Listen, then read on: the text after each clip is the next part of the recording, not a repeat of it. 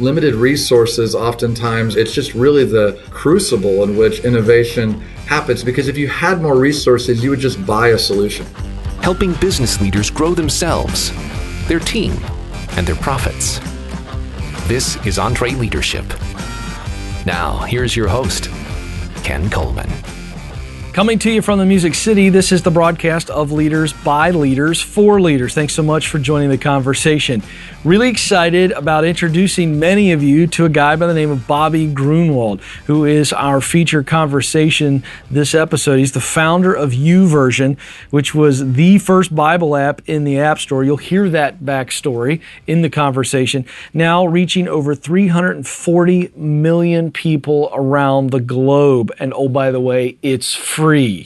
An unbelievable story. Here's the big, giant takeaway that's going to help so many of you who feel right now like you got a brilliant idea, but you have zero resources. You don't even see how you can do it. You just know it should be done. And Bobby dropped this bomb on us. Innovation happens within constraints. Woo! I'm going to let you chew on that for just a moment while I tell you about Bobby speaking with our team at the EntreLeadership One Day this fall. The EntreLeadership One Day is an unbelievable day where we take the playbook and give it away. It's November 9th. Here's the good news. You can stream it live from anywhere.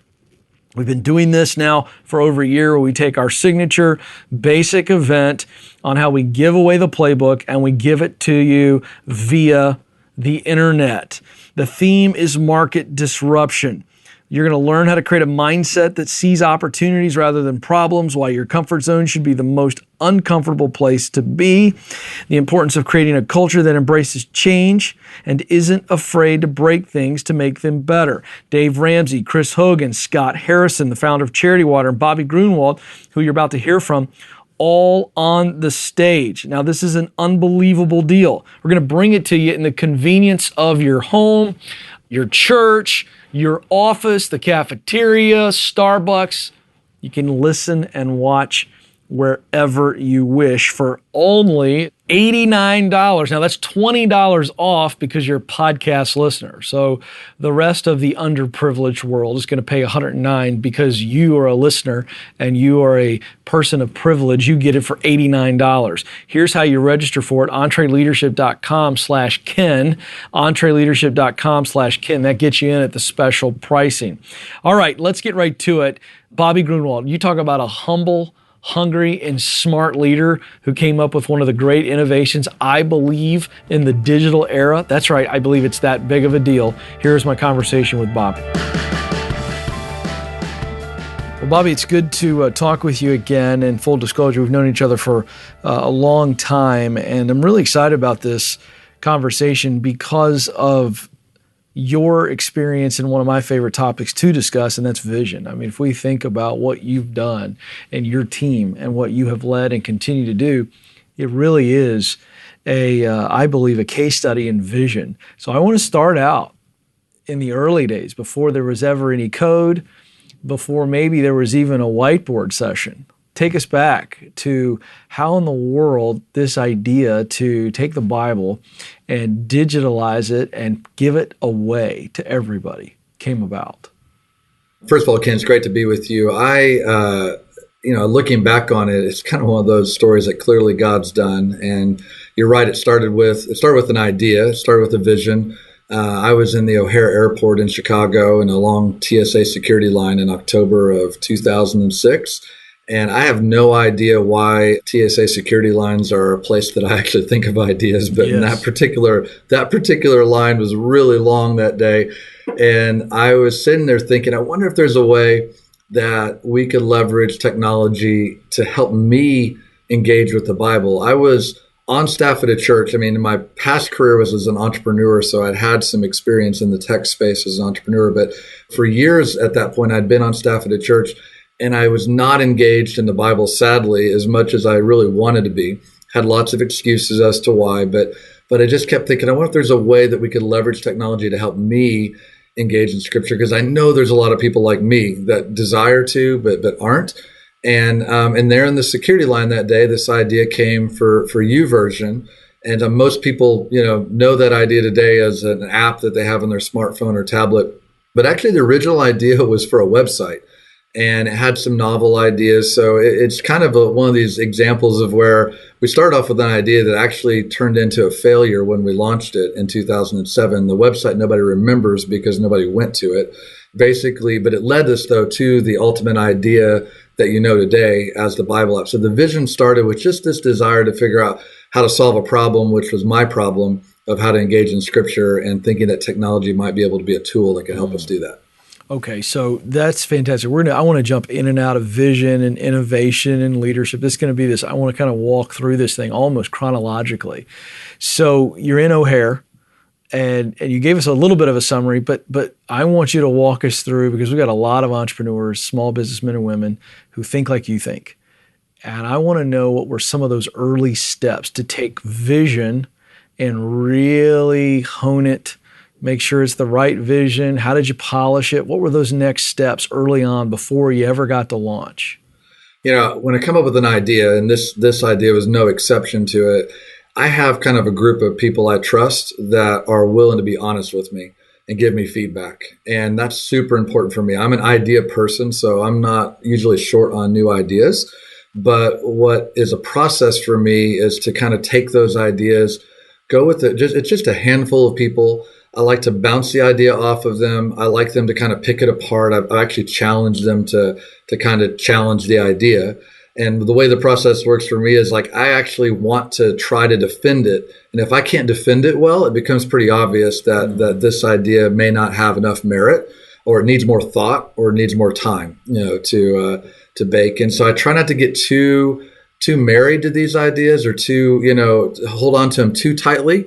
But rather really trust the process of getting feedback on them. So that's an early on thing. It's before we're just discovering some of the problems with it, or we're certainly don't know all the challenges of what it would take to implement it. We're not getting down too deep into the weeds of what's involved in implementing it, but simply the feedback on, is this an idea that they think would work? Is this an idea that people might want to use or buy if it's a product that we're selling? Just the basic kind of reactions that they get and the response to it. It's not a formal focus group. I'm just not kind of wired that way. These are kind of informal conversations where I sort of test it, sort of pitch it almost.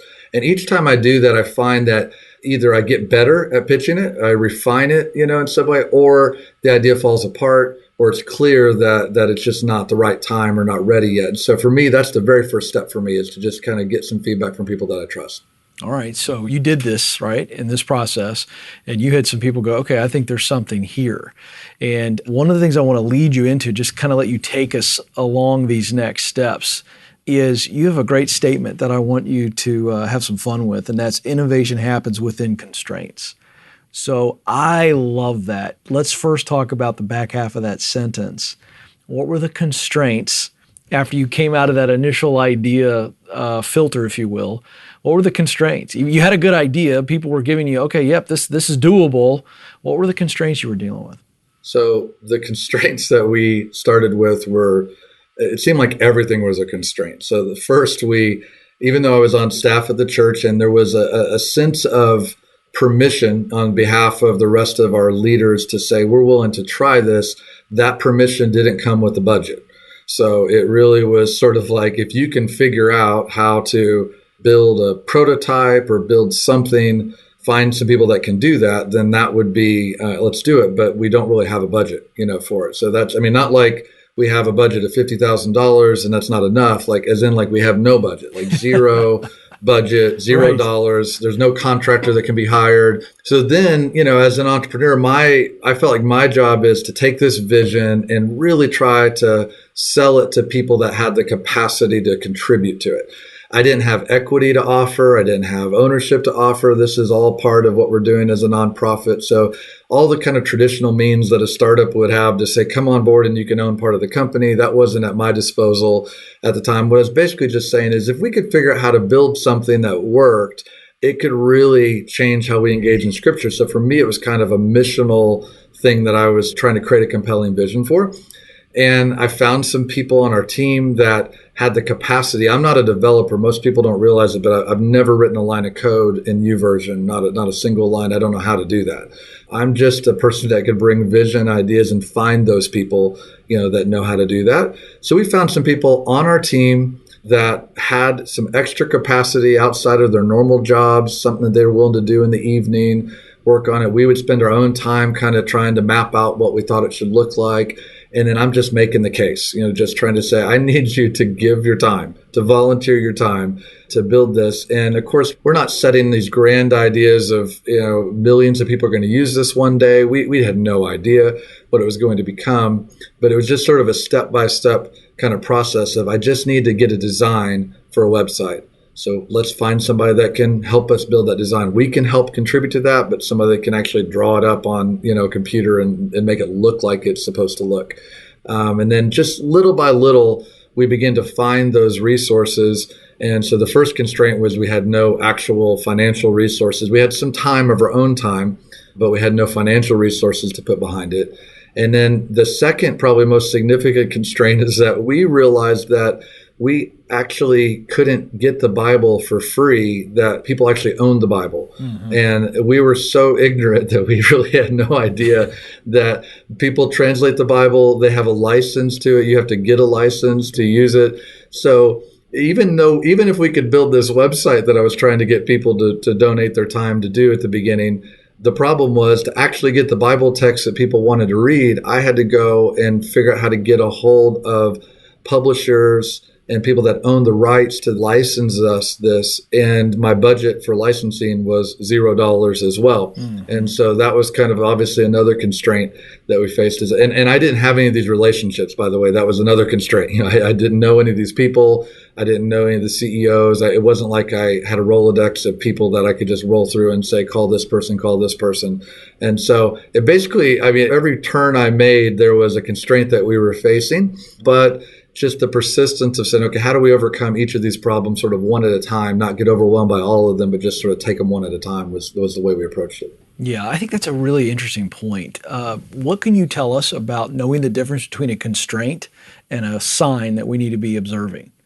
It's a great question. Sometimes there are those sort of roadblocks that are sort of ending points, like where this is just simply not working. For me, I usually am always sort of stepping back from the problem and making sure that we're making progress is one thing I'm looking at. Like, are we able to kind of move this forward? It is a bit of discernment that's involved in your question, because there's things we try that fail. The fact that they failed is the answer that we should probably learn what we can learn from it and move on and do something different, as opposed to just continuing to press forward. I don't know that I always have a simple answer, because I think the variables are more complex than that. I don't know I have like a simple recipe or a set of ingredients for it. I think probably the key for me is I'm willing to let go of something when it becomes apparent that it's failed. So I'm not just hanging on to something that's obvious that it's failed, where everyone around me sees that it's failed, or I can objectively measure it. It's more of a willingness to acknowledge that something's failed, I think, is sort of the key variable there. And if you have that willingness, I think you'll kind of know when that right time comes. But when it comes to trying to prove a concept, if we can't get to the place where we can even just prove the concept or get to the demo phase, those were all obstacles that I felt like were overcomable, like things that took some creativity to get through. Yes. But I was just trying to get to that proof of concept. If I've not even achieved the proof of concept, then I'm probably going to be fairly persistent at trying to get to that point at least, to see if it works.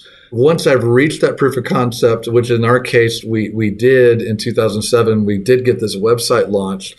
Then it became apparent a few months in, though, that no one was using it. We got audience to go to it, but even ourselves, we were only using it because we created it. That's when we realized we had kind of a fairly significant problem, that we achieved what we were wanting to achieve, but it didn't actually work. Okay, so all right, so let me jump in here, because I love this timeline. And the reason I'm jumping in, Bobby, is because I thought you did a great job of really helping us get perspective. Each one of those constraints that you listed out a few minutes ago, there was a possible solution. It wasn't maybe evident right away, but they weren't clear stop signs. So I can go meet people at publishers who have their version of the Bible. I could essentially, I have a chance, at least it's possible that I go get donors. You found guys who had some time, a little bit of time, not a lot of time, to help design it first phase. And so you really did go, okay, these are constraints, but they're not complete and utter stop signs. There is some possibility there. And when there's a possibility tied to that vision deep in your chest that this could and should happen, then that's what creates true innovation. Correct? That's when you start going, because that's what innovation is. That's kind of a fun buzzword these days. But the reality is it's not that sexy. It's like there are a bunch of constraints and I got to figure my way around these constraints. Isn't that where innovation is birthed? Absolutely. I mean, innovation, like I've said many times, innovation happens inside of constraints. Like constraints are an actual ingredient for innovation. Yes. They're not something, I mean, so many people want to think outside the box as a figure of speech, but it's actually embracing the box, recognizing the box we're in and figuring out creatively how we move from inside the box to where we need to go, and not this sort of sense of we need to remove all constraints. We'll get better ideas if we eliminate any kind of barriers in our mind.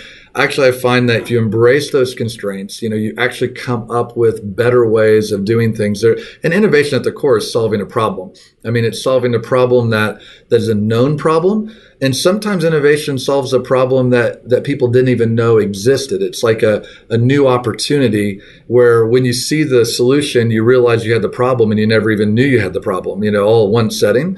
So it has different forms it takes, but at the core, it's still solving a problem. And I think a lot of times people think if I just had more money, if I just could put more behind R&D, if I could just do this, I would have more innovation. I've just found that that's simply not true. I mean, I think that limited resources oftentimes it's just really the crucible in which innovation happens. Because if you had more resources, you would just buy a solution. That's right. And you wouldn't actually innovate. You really don't need to innovate. In fact, it's a plague that many organizations have. If they have too much resources, they usually don't have innovation unless they place artificial constraints on things, unless they say, we have the money, but here's the budget. Yes. And the budget's this, and we have to solve this problem. This is all that we have to solve it with is this, or a constraint on time. I do this with our creative team all the time. Everyone always feels like if I could just have more time to work on that project, I could get a better result. I was like, no, that's just a trade. You're just trading time for whatever it might be, quality or something. That's just moving up a normal curve. That's not actually innovative. That's just sort of an exchange, of one thing for another thing. And I say, no, real innovation comes if you can say, I get the same amount of time to work with, or in fact, what if we could take less time and try to achieve the same result? And if that happens, then we're actually getting true improvement, in it. And you have to get creative sometimes about how to achieve it. And it sort of forces innovation on it. So those are might be artificial constraints. They might not be real. They're just artificial, but they're constraints nonetheless. So definitely, even when I mentioned the publishers and the Bible texts that we were working with, I mean, we had to figure out an innovative way that we could bring value to them while remaining non-commercial, which we felt was really important. So you have a free product that they otherwise sell that we needed for free, but yet we needed to keep them sustained and provide value to them. So we had to come up with an innovative way to achieve that. And we were able to do that. And we have great relationships with the publishers today, but it was that type of forcing that issue, not just trying to figure out, well, we just need more money and we could solve this problem. No. We had to figure out how to do it by embracing the constraints that we had. Okay, so I want to stay here because it's like you're teaching out of the story, and the story is so good. I'm going to stay where you're at, but I want to go back in just a moment, Bobby, to where you guys got the site up and got it launched, but then nobody was using it but you. I want to get back to that point. But because it's still in the timeline here, you got those publishers to agree to let you have their version of the Bible. And this morning, when I crack open my iPad, and that's why I love YouVersion so much, it's just perfect on my device, on my iPad, and I go and I've got my NIV version, all right? No endorsement here, that's just what I read. But there's a publisher who had to say, all right, we're going to give away our version of the NIV and let you put it out for free. But that was only after you convinced them that we're going to send them back to you. I'm just real curious, the quick answer, because I think it's be great for people to listen to. How did you do that? What was the value proposition to that publisher? Yeah, well, it didn't all come together at once. First of all, yeah. So we basically had to. We were able to convince one, At that time, it was Thomas Nelson, and we were able to convince them to basically take a risk on us. And our commitment to them and to all of the publishers that came on board was that we were committed to their long-term success. We were not trying to, this wasn't an effort for us to shut down publishers or to fundamentally cause them harm in any way. We needed them to be successful.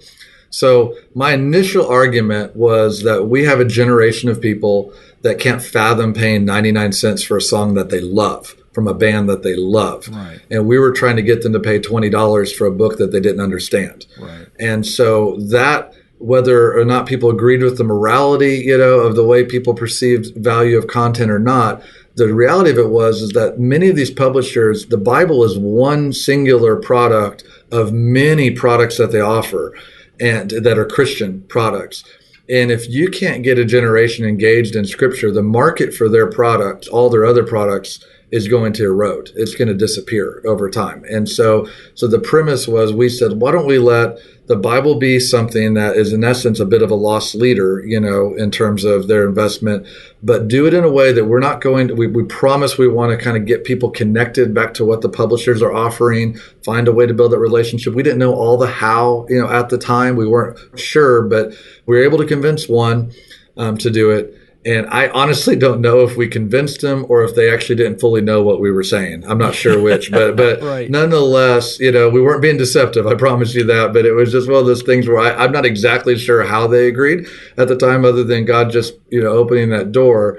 But we wanted to build on top of that momentum. So we took one and a bit of, the others kind of saw what one did, and that caused others to come on board. Now, today, though, if you fast forward, because we remain committed to that, to making them successful, the model ended up becoming a deal where the entire market changed in the middle of all this and right at the beginning of this, to where the key for content owners is to have a direct relationship with the consumer. It's what you see happening in retail, what you see happening in, basically middlemen are getting moved out, of the picture. Mm-hmm. And the publishers were the content owners. So I figured what we really needed to do is, if we could be the group that figures out how to help them build this relationship with the consumer, something that none of them had. They all worked through other people that had the real relationships, and they were always one step removed. So we said, because we're non-commercial, we don't have to own the relationship. We don't have to be the only people that have a relationship with the person that uses our app. Normally, if we were commercial, we'd be super concerned about controlling that and owning it and being the only ones. That's our value. That's what we own. That's our asset. Instead, we said, what if we're willing to share that with you? We go out and do all the work to find the customer. They're reading the Bible. And what we're going to do is that when they want to download the NIV version of the Bible, they're just simply going to be presented with an opportunity that they would be willing to share their email address with you, the publisher, and nothing hidden from the consumer. Everything's upboard, and the decision that our users are making to do this. And when they agree to do that, we're now sending you a very qualified lead for you to build a relationship with that customer. And so we've now done that to the tunes of tens of millions of people, that we've built direct consumer relationships with these publishers. And for them, that's something that if they had to go do that on their own, that they would spend a ton of money trying to find that one user that is a valuable user that's interested in their products and their other products. So that's what it looks like today. It started off with us just basically saying, trust us, let's work really hard. We're going to try to demonstrate through sharing that relationship the best we can with you, but over time, to make it fluid, to make it even easier, more empowering, we literally just made the direct connection between the customer and the publisher, and that's how we solved the problem. Yeah, I just made a note. This is for our audience. Tell me if I've got this right. I'm listening, taking notes. I think when we see a crazy idea and we believe in a crazy idea and we got to go pitch that crazy idea, if you can show crazy value, then the crazy idea is no longer crazy. And I think that's essentially what happened here. Am I right? Yeah, no, that's true. And I think the other thing was we were focused on scale. And so, whenever you see something that's got momentum, people, I think, are willing to come on board because they're afraid of missing out. Yeah, momentum, tremendous momentum. Momentum was a big factor in it. but it's really reshaped a lot of, I mean, we're not the only people, that have contributed to this, but we certainly were a catalyst for it. The Bible publishing industry as a whole is really pretty progressive today as a whole, and partly because of this and these moves that they made versus some of the other sides of the publishing industry. Yeah. And so it's kind of a remarkable story of how it all came together. But yeah, you're absolutely right. It's kind of that, the craziness of it sort of works, when you put it all together. All right, real quick, because there's so much more I want to cover with you from leadership and some other things, but I want to go back to that story. You took us to about, I think you said 2007, and you got it up and going, and I'm sure you're dealing with other constraints, but there was a key point where you had to look at it and go, no one's using it, and we're going to have to figure out how to iterate, innovate, whatever it is, create, all those things together. I'm just curious what you learned about that you can pass on to our audience. Like I said, we're not afraid to try things and recognize that sometimes things fail. They just don't work. The problem we had here was we built what we wanted to build. It may not have been perfect. There's always more things we could have added and wanted to do. But the truth was the core idea of what we were trying to achieve, we built that and launched it in September of 2007. So a few months in, we were fortunate to have friends, different organizations that were willing to promote it. We had a little bit of reach ourselves as a church. So we promoted it. So we didn't have a problem of getting audience to it. We got audience to it. The problem is that when the audience came to it, they just kind of were like, yeah, that's interesting. And they just didn't come back. It wasn't something that kept their attention. And so as we really begin to dig into it, we realized that it's just fundamentally we weren't really engaging people in Scripture in a new, meaningful way. The fundamental idea was flawed. Like it just simply, the way we did it, it was either, you could argue it might be too early. There's lots of different arguments, but nonetheless, it just simply wasn't working. And we could tell even ourselves, like if you're trying to use your own product and you don't really see the value in it after you built it and started to use it, that's a problem, a fundamental problem, with it. And if we thought that like a few tweaks was just all that was needed, just tweak it here or tweak it there, we just didn't think it didn't feel like that's where it was. We felt like it was close enough to what we were aiming for that it just really meant our aim was off. We needed to try again. So we're not afraid to shut things down. In January of 2008, we'd kind of reached that conclusion and we were going to shut the website down and just move on and focus on other things because we've got plenty of other stuff to focus on. And we always like to do like a bit of a failure assessment, understand the why. Why did it not work? What went wrong? What could we learn? Is there anything we can learn from this? And one of the things that we were processing was that one of the dynamics was that having it on our computer, this website on our computer, we were using our computers less and less. And our computers were not too different than our physical Bibles in that they were kind of in particular places, like at our office, or at a home office or something. And our BlackBerries were a new device for us back then. BlackBerries were with us everywhere, and we were using our BlackBerries more and more. But our website was not at all designed, to work on a simple BlackBerry screen. And so we just thought, part of the problem is for this to be something that really engages us in a more regular basis, we have to differentiate it further than like a print Bible that sits on our nightstand at home that's not with us everywhere. We have to figure out, which we kind of felt like we built another version of that, a digital version of our print Bible in some ways. So it wasn't the original idea, but we just said, what if we took that website we'd built? We already had the Bible text. We already went through the barriers to get access to it. What if we just simply displayed it so that it would work on our BlackBerry? And when we did that, it was just very simple. Like if you remember a BlackBerry in 2008, it was like 3 or 4 lines of text. It was really, really basic screen.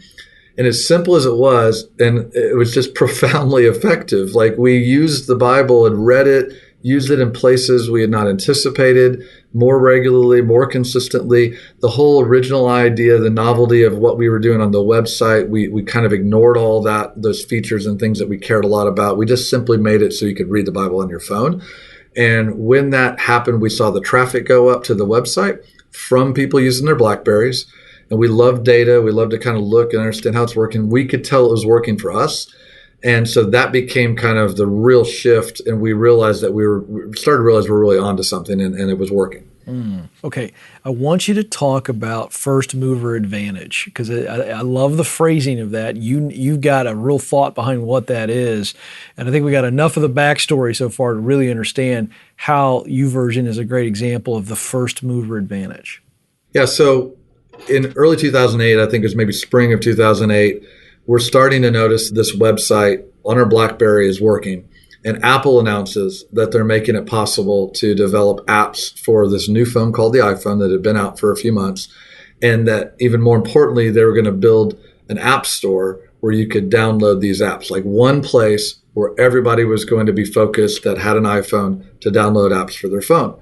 So I looked at what we saw in our data, that it was actually the mobile Bible was actually working and connecting on our BlackBerries. I just thought we've got to try to build an app for the iPhone and see if it's possible for us to get it in this app store when it launches. Now, we had no idea how to build an app for an iPhone. We'd never done that. There weren't books on it. Had no idea who could. We found a 19-year-old on our team that loved Apple, and that was about the only requirement you had back in 2008 to build an app, was to find somebody that's 19 that loves Apple. Yeah, exactly. And then that was all you needed. And so again, he had a full-time responsibility at the church, but we just kind of did a nights and weekends kind of project where we just said, let's try to build this app. Now we know what we're going for. We're just going for initially a simple Bible reading app. Lets you pick different versions, but it would just work as on an iPhone. So we built this app, submitted it to Apple, and to our surprise, in July of 2008, when the App Store launched, we were among the first 200 apps that were available the day that the App Store launched, which we didn't know at the time what that was going to mean, but we were aiming for that because we just felt like it was super important for us to try to take advantage and be first in this opportunity. And that's what it was. We were the only Bible app, of course, that was among those first 200. But the key, though, was that we had all of these tens of thousands. I can't remember even how many iPhones were out at the time, but there were a lot of iPhones that had already been sold. They were all looking at this one place to download apps, and the Bible was among those group of apps. So we were able to see a quick result from people installing the app that very first weekend. Yeah. So if you've got something, don't wait. The idea here is when you get out there first, we're not talking about addition. We're talking about multiplication with exponents, and I don't even know what I'm saying anymore, but it's big, right? I mean, that's the whole point. Yeah, no, absolutely. Because we never anticipated what the numbers would look like. We saw 83,000 people the very first weekend install the app. If you'd have asked me back then, beforehand, like if you had said, write a number down, I might have written down 50, 60,000 for the whole year, might have been like just a big, huge goal. And we saw 83,000 in like 3 days that came. And so that blew our minds, what was possible. But what happened because of that first mover advantage, the fact that we're out there first, was that we were basically able to build off of that momentum very, very quickly. And, today, 83,000, people's turned into 340 plus million devices that have installed the app. But that momentum happened really fast. And it really came because we were really one of the few apps that were available when it started. Yeah. I know you talk a lot about being nimble, and I think that story you just told of finding the 19-year-old who loved Apple, again, a constraint, but you went, let's try it. You were nimble. You said, let's just get this thing super simple in the App Store, and then boom.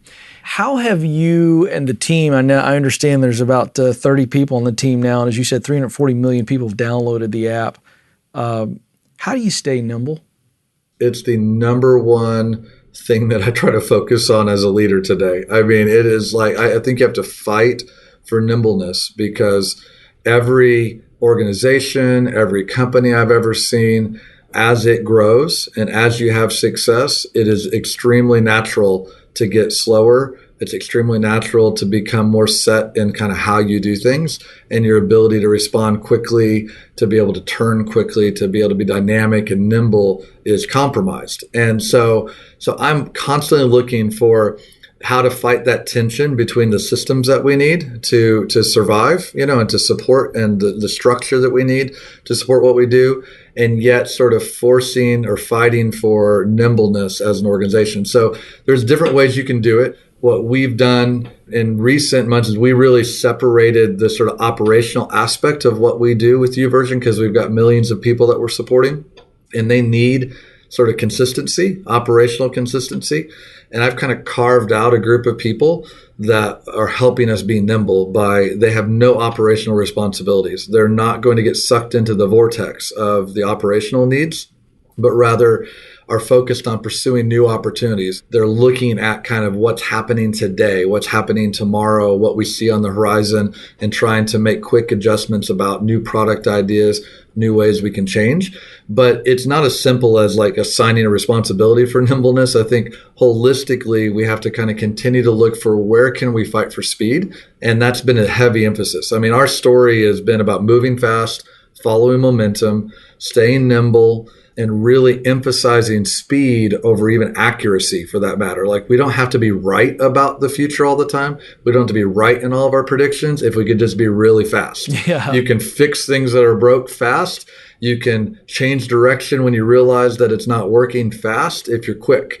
But if you're slow at all, you pretty much have to be a fortune teller and be out there saying, this is exactly what's going to happen 5 years from now. And we saw it coming and we just hit it perfectly. And I just don't know who those people are. I'm not one of them. You know, I feel like the best way for us to get there is to focus very, very much on speed. It doesn't come natural. Nothing gets faster on its own. Everything gets slower by default has been my experience. And so as a leader, it's like I'm always looking for where we can fight for speed. And I want you to speak to that.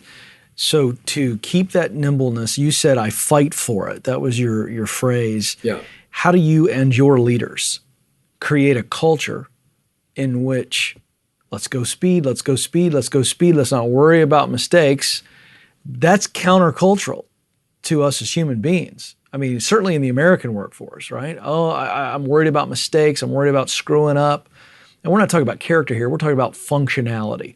So how do you create a culture where the team goes, oh, okay, I guess Bobby really means this. I don't need to worry about screwing up. I just want to try to quickly come up with the best solution. Then we'll sit back and reflect. Yeah, I think it's how you handle the screw-ups is part of it, because you can send a message as a leader when someone makes a mistake that the team, whether you told them to do this or not, is setting up a system, a policy, a process to ensure that it never, ever happens again. And the cost of that policy or that procedure is speed, or even the willingness to try. And so how you handle, mistakes as a leader, how you emotionally, handle it, how you handle it in your communication, I think is key. I try. I'm not perfect at this. I'm as human as anybody. I get frustrated when things don't go well, when things don't work out. But I try to make sure that we are encouraging the team members that are involved, that we're trying to learn from what we can learn from it. I don't like repeat mistakes. That's not part of the process. We don't make the same mistake multiple times. We're willing to make mistakes, but just making the same dumb mistake over and over again isn't acceptable. But that shows that we're not learning anything. So we focus on what we learn, but then we have to kind of, in some ways, just disconnect ourselves from the mistake and emotionally move forward, like just get past the emotion of it and just say, we've got to press on.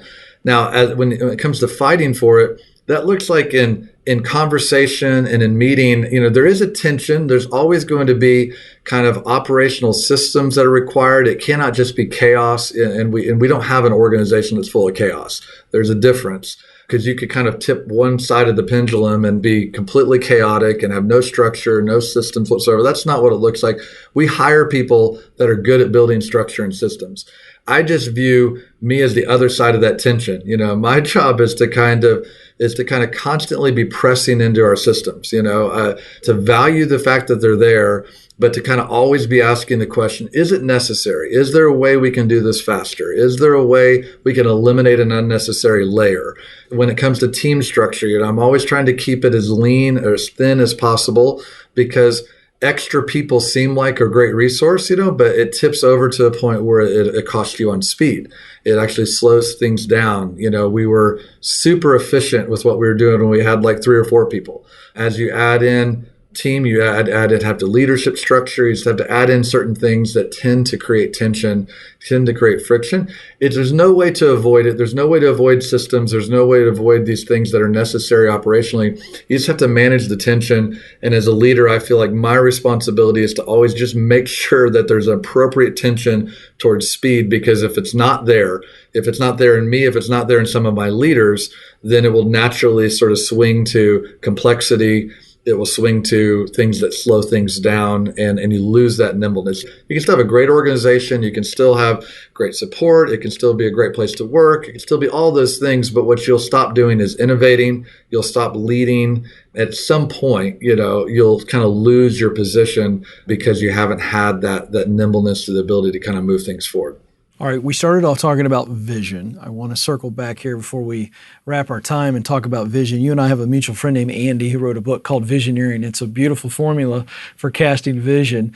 I'm not as much curious in how you cast vision, Bobby, but I'm curious, how does the vision change to the point of adjustment? Not so much a wholesale change, because we've heard the story so far today, and the original vision, you may not have seen the numbers, but the vision has come to fruition of what you really did envision back in that TSA line where you were trying to actually maintain your religion in that long line. And so I'm just curious, now you've got mind-boggling numbers, 340 million people that have downloaded it. We've mentioned that.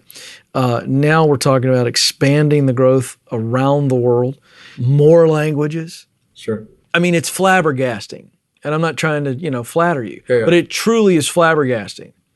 How do you adjust the vision when you've had this much success? The best way for me to answer it is I've grown even recently to kind of appreciate that there's a difference between being in the lead and leading. And a bit of the great part of this story is sort of how quickly it grew and then how fast the numbers have grown since then. And so in essence, when it comes to Bible apps, from the day that the App Store launched, we've always been in the lead.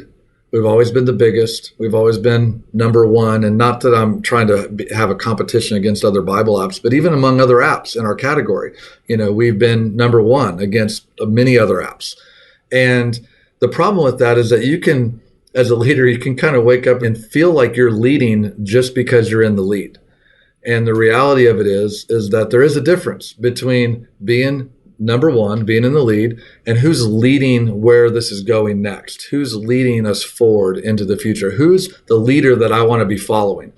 And so oftentimes, if you're looking ahead of you and you see like, hey, in our market, there's this other company, this other business, or this other group, they're way out there ahead. They're number one. They're the leader in this space. Well, they might be number one, but that doesn't mean that you can't be the leader. You can't be the one that's sort of leading what's next for your industry, for your line of work, for your type of product, whatever it might be.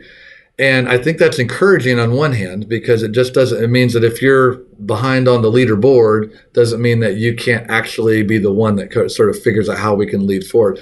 The flip side of it, though, is what we actually always having to address is that even though we're the leader, and maybe the leader by a long shot in terms of the number of devices or app installs, whatever it might be, that we cannot stop leading. We cannot stop figuring out what the future needs to look like, what's our responsibility, to kind of lead this forward.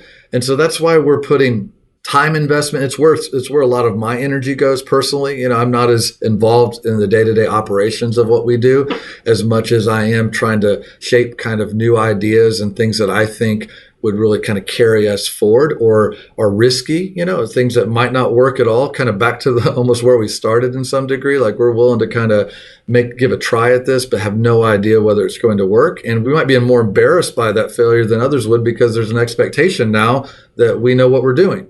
And the truth is that puts a little more skin in the game, because we'll try something and it might be a really visible failure where we might have been able to hide our failures publicly a little bit more before.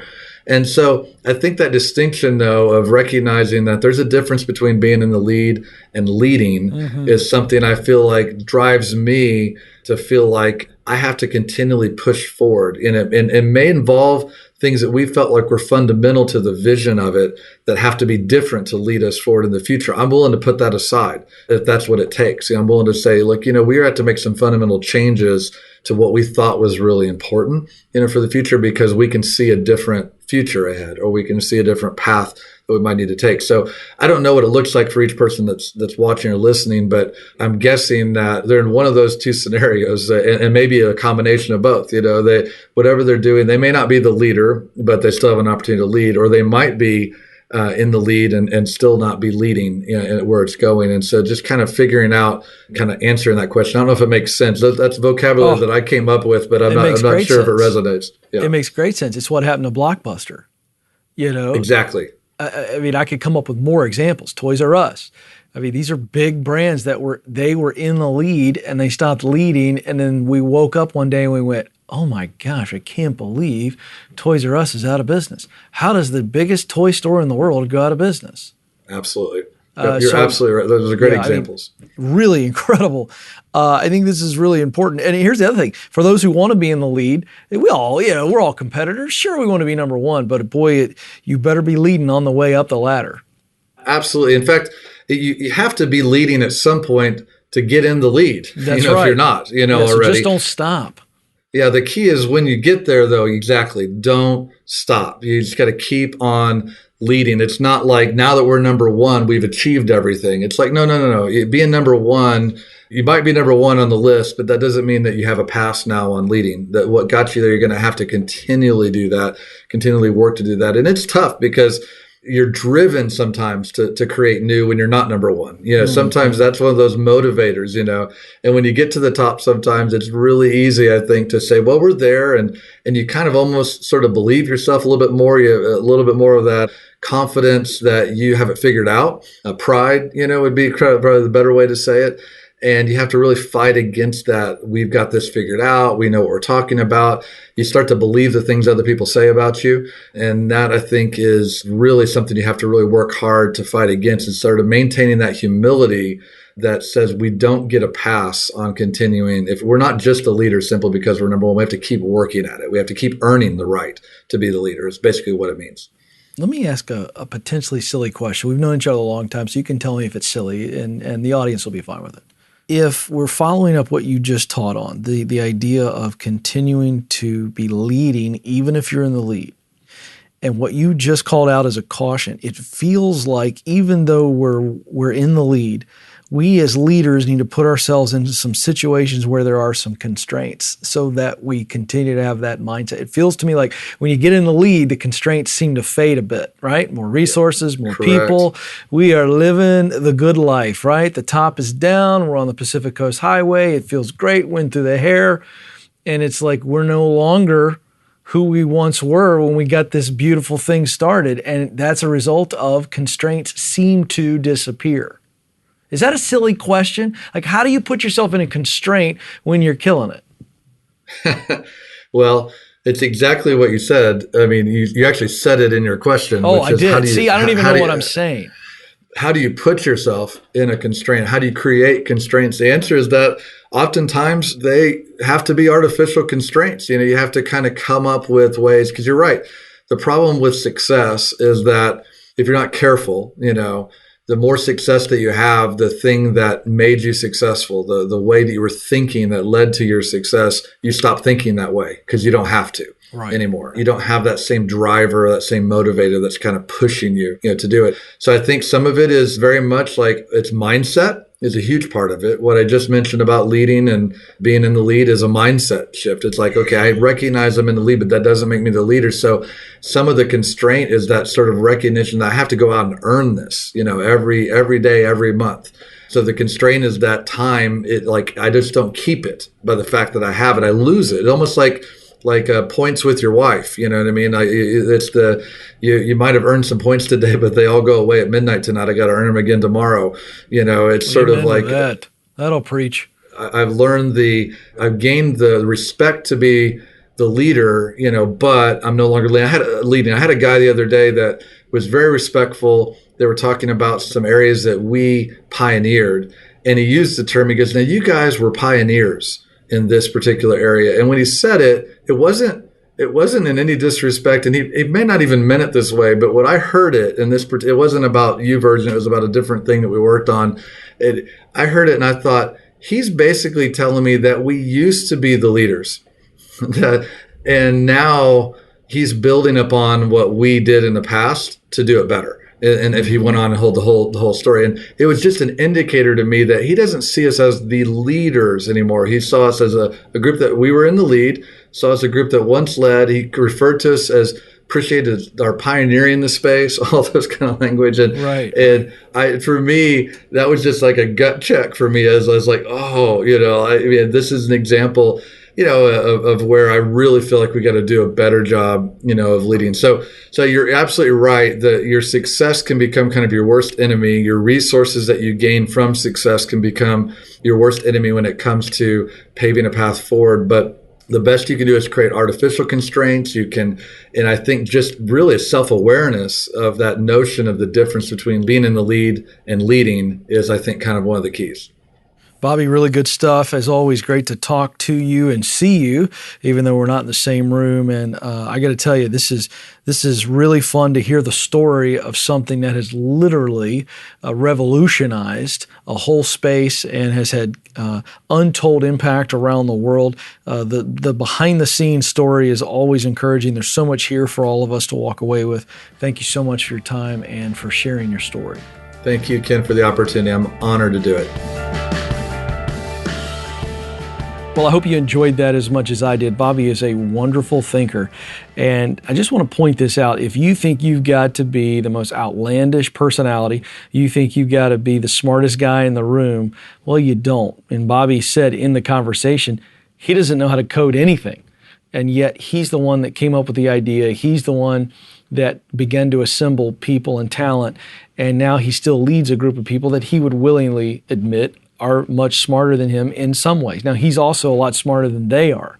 So this idea of limiting yourself around an idea that you may not be able to actually pull off, that should not hold you back. All right, if you'd love to learn more about what he's doing, YouVersion.com, that's the website you heard us talk a lot about.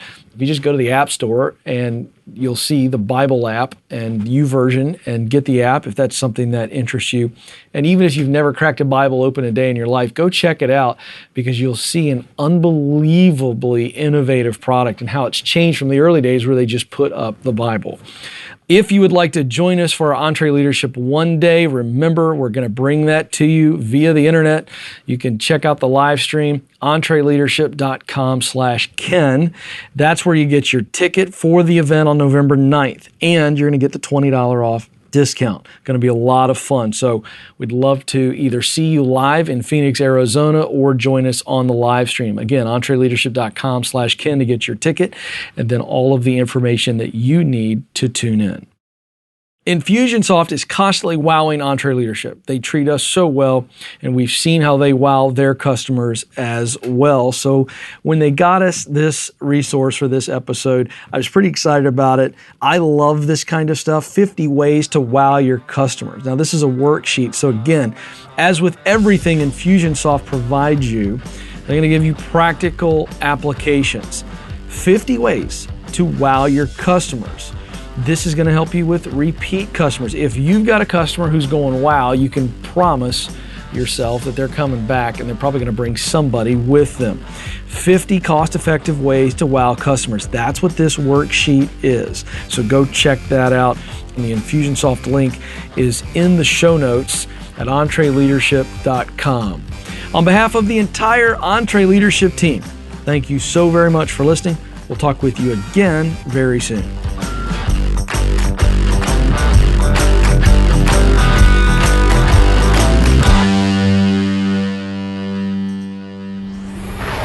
Hey folks, I want to make sure that you're aware that we have other great podcasts from Ramsey Solutions. Here's a sample of The Chris Hogan Show. I am so excited to be able to talk to you all week in and week out. We're going to talk about your money, your life, your dreams, and your goals. You know why? Because I'm your coach.